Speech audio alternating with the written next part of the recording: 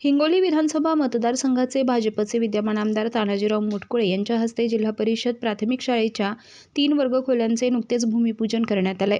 जिल्हा परिषद शाळेच्या विद्यार्थ्यांना पक्क्या वर्गखोल्यांमध्ये ज्ञानार्जन घेता यावे या उद्देशानं आमदार तानाजीराव मुटकुळे यांच्या प्रयत्नातून निधी प्राप्त झाला.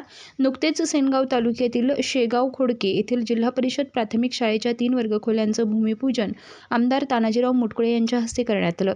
यावेळी आमदार तानाजीराव मुटकुळे, विठ्ठलराव घोगरे, शंकरराव बोरुडे, हिम्मत राठोड, संतोष घोडके, विजय डोखळे, साहेबराव घोडके, आरुसर, संतोष अण्णा घोडके, शंतनू घोडके, भागवत विढोळे, माऊली जाधव यांच्यासह शेगाव खोडके ग्रामस्थांसह पदाधिकारी कार्यकर्त्यांची मोठ्या संख्येने यावेळी उपस्थिती होती. मतदारसंघात विकास कामे करीत असताना निधी कमी पडू देणार नसल्याची प्रतिक्रिया यावेळी आमदार तानाजीराव मुटकुळे यांनी दिली आहे.